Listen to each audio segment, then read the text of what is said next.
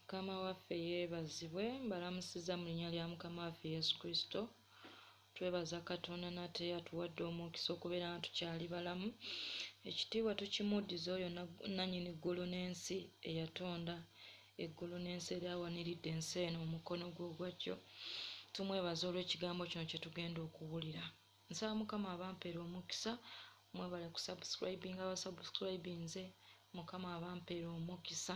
Leero tugenda mu kitabo kya Luberyeberye essula ya 6.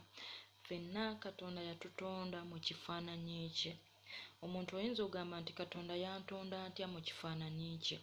Katonda yatonda omubiri gw'omuntu mu ttaka n'amussaamu omukka n'amussaamu omwoyo gw'ekifaananyi kye, kubanga ffenna tumanyi nti Katonda mwoyo, talabika wonna na wonna.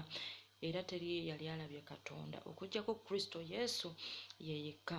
Naye olunyiriri luno oba essuula eno ey'omukaaga egambye nti awo abantu bwe baasooka okweyongera ku nsi ne bazaala abaana ab'obuwala, n'abaana ba Katonda ne balaba abawala b'abantu nga balungi, ne bawasanga abakazi mu bano be baalonda. Mukama n'ayogera nti omwoyo gwange teguwakanenga na muntu emirembe n'emirembe, kubanga naye gwe mubiri. Naye ennaku ze ziriba emyaka 120. Abaana ba Katonda batuuka ekiseera ne beetabika n'ab'omu nsi, ne bawasa, kwegamba ne beetabula. Kiringanga okugira embuzi n'ogitabula mu ndiga. Okitegeera? Kati abantu bano baatuuka ekiseera ne bakola Katonda kye yali tabakkiriza, okubanga bawasa abaana b'abantu ab'omu nsi. Okitegeera? So Katonda n'atuuka ekiseera nga takyayinza kuwakana na muntu, takyayinza kuwakana na mwana wa muntu, kubanga gwe mubiri. Ffenna bwe tusoma waliwo ekyandiikibwa ekigamba nti omwoyo n'omubiri birinaanaganye naye biwakana, omubiri guwakana n'omwoyo. So Katonda yalaba nga tagenda kuddamu kuwakana na mubiri. Okitegeera? Nga tagenda kuddamu kuwakana na mubiri. So Katonda n'agamba nti sikyaddamu kuwakana. Waliwo ekiseera we kituuka nga twonoonye, kwegamba nga tuvudde mu maaso ga Katonda, nga ne Katonda takyayinza kubaako kyayogera naffe, nga takyayinza kuwakana naye, kubanga oli mubiri, oli mu mubiri. Okitegeera? Omwoyo guno ogulituula mu mubiri nga tegukyayinza ate kuwakana na mubiri gwo, ng'omubiri gwo guyinzizza omwoyo gwo amaanyi. So Katonda yatuuka ekiseera n'agamba sikyaddamu kuwakana na muntu, kubanga gwe mubiri. Omubiri tegusobola kuwakana kwegamba tegusobola kukkiriziganya na mwoyo. So olunyiriri olwokuna n'agamba nti mu biro ebyo waaliwo abanefuli mu nsi, era oluvannyuma abaana ba Katonda bwe baayingiranga eri abawala b'abantu ne babazaalira abaana. Bano be b'amaanyi abaasooka edda, abantu abaayatiikirira.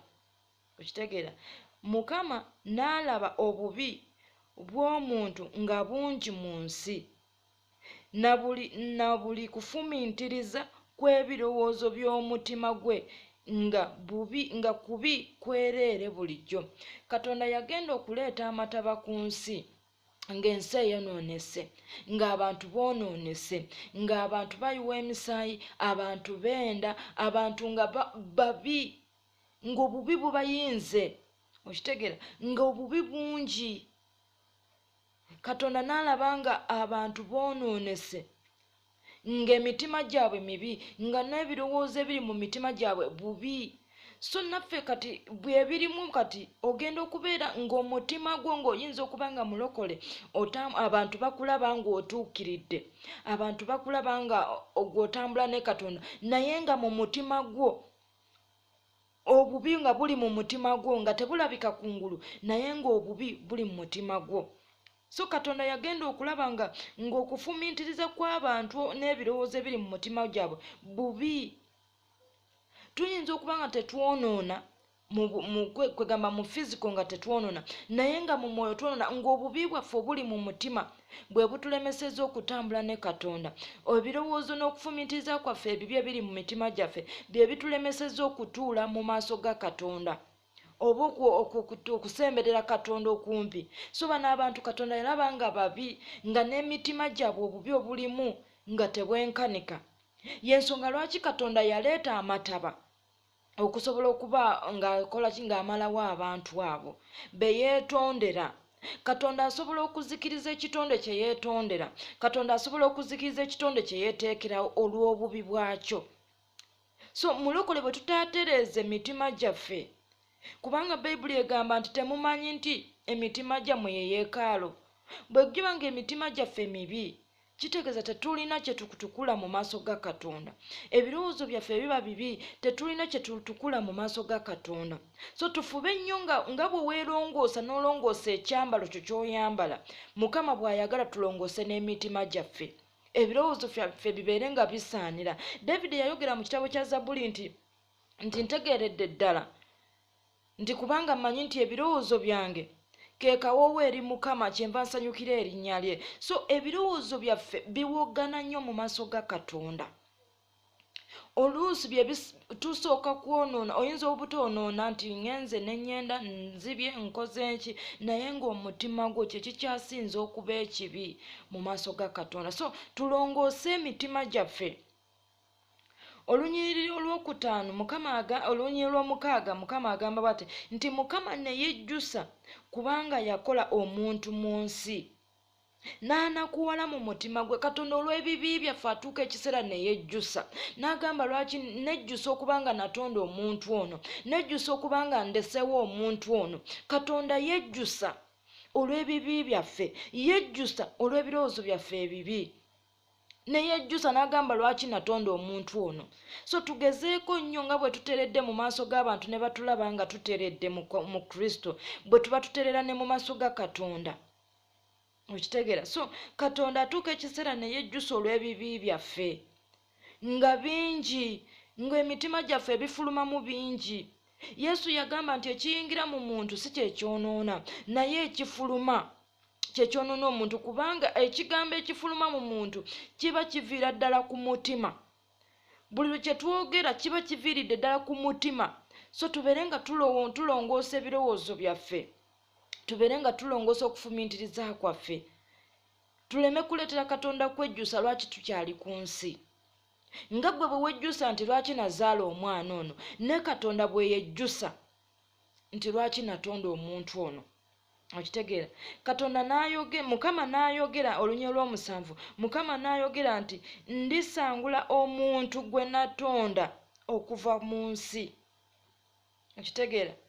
Katonda yejjusa olw'okutonda omuntu, n'atuuka ekiseera n'ayogera nti ngenda kusangula omuntu gwe neetondera ku nsi. Y'ensonga lwaki Katonda yaleeta amataba ne gamalawo omuntu ku nsi. Okitegeera? Nti ndisangula omuntu gwe neetondera, omuntu gwe natonda okuva mu nsi, okusookera ku muntu n'ensolo n'ekyewalula n'ebibuka waggulu, kubanga nejjusizza, kubanga nabikola. Katonda atuuka ekiseera ne yejjusa n'agamba lwaki natonda gundi ono, ne yejjusa olw'obubi bwaffe. So baganda bange, twenenye, tutukuze ekyambalo ky'obulokozi, tutukuze emitima gyaffe. Okwenenya buli lwe twenenya tuba tutukuzibwa mu maaso ga Katonda. Buli lwe twenenya ekyambalo kye twayambazibwa eky'obulokozi kiba kirongoosebwa mu maaso ga Katonda. Buli lwe twenenya tubaako ne kye tusemberera okumpi ne Katonda, kubanga Katonda agamba nti tasanyukira mu byafa, naye asanyukira omubi oyo aleka amakubo g'amabi. Okitegeera? Nadda eno n'akola Katonda by'ayagala, oyo n'embaga mu ggulu ebeerayo. Katonda asanyukira omuntu oyo eyeenenya. So buli lwe tuva mu bibi byaffe, buli lwe twenenya, Katonda aba asanyuka. Buli lw'omenyeko okuva ku mutima gwo ne weenenyera ekintu ekyo n'otakiddamu, Katonda muli tuba tusanyusa emmeeme ye, tuba tusanyusa omutima gwe. Aba talina waayinza kugamba nti nejjusa okukola gundi ono, nejjusa okuba nga ndese omuntu ono nga mulamu. Okitegeera? So tubeere nga tutambula mu maaso ga Katonda n'emitima egituukiridde. Tulongoose ebyambalo byaffe mu maaso ga Katonda. Sigamba kyambalo kino ky'oyambala, naye waliwo ekyambalo ky'obulokozi, nti buli lwe tukola obubi, buli lwe tukola ebintu ebibi, buli lwe tukola ebyesitaza Katonda, tuba twekyafuwaza. Obanga ayoza ate n'oyanika. Bw'obanga Kristo yakulokola okuva mu bibi byo ate n'obiddamu, kitegeeza oba odda kweddugaza. Okitegera, naye buli lw'omanya ensobi yo n'ogenda mu maaso ga Katonda ne weenenya, n'owulira eddoboozi lye n'okola ekyo ky'ayagala, kwe kutukuzibwa kwe tuba tutukuzibwa. Okitegera, so olw'omunaana lugambye nti naye Nuuwa n'alaba ekisa mu maaso ga Mukama. Nuuwa yalaba ekisa mu maaso ga Mukama, yatambula ne Mukama, yawulira eddoboozi lya Mukama, yakola Katonda nga bwe yamugamba. Okitegera, bwe tukola Katonda by'ayagala, bwe tutambulira mu maaso ga Katonda, tulaba ekisa mu maaso ge. Obubi ne we bujja, Mukama akuteerawo ekisenge ky'okuddukiramu. Omubi ne bwakulumba, Katonda abeerawo okugaidinga, wabeerawo olukomera Katonda lwakuteekako. So tubeere nga tukola Katonda by'ayagala, twenenye tuve mu bibi byaffe, twenenye tuve mu bikolwa byaffe ebibi. Awo bwe tunaabeerera abatuukirivu mu maaso ga Katonda, bwe tunaabeerera abatukuvu, bwe tunaalabira ekisa kya Katonda mu maaso ge. Naye bwe tutaave mu bibi byaffe ne tufaanana ng'abantu bano abaava mu kuwulira Katonda ate ne beetabika eri abantu b'ensi ate ne bakola obubi, tetulina we tugenda kuwonera. Mukama ajja kwejjusa nga bwe yejjusa oluberyeberye. So tuleme kuleetera mutima gwa Mukama kwesisiwala gye tuli. Tuleme kuleetera mutima gwa Katonda kwegamba kwennyamira olw'ensonga lwaki yatonda omuntu. Tubeere abantu abatambula ne Katonda, awo we tunaalabira ekisa mu maaso ga Mukama. Nuuwa amataba tegaamumalaawo kubanga yatambulira mu maaso ga Katonda, yakola ebirungi mu maaso ga Katonda. So tugezeeko nnyo okusanyusa Mukama okusinga bwe tusanyusa abantu. Tulongoose emitima gyaffe, tulongoose ebintu, tusabe Katonda atuyamba, atuwe omwoyo omutukuvu, oyo atuluŋŋamye, atulongoose, atuyambeko okubanga twetukuza mu maaso ga Katonda, kubanga y'amanyi ekiri mu mutima gwa Katonda. So Mukama abampeera omukisa, mbagamba baganda bange, Yesu ly'ekkubo n'amazima n'obulamu. Tewali aligenda eri Kitaffe mu ggulu wabula ng'ayise mu Kristo.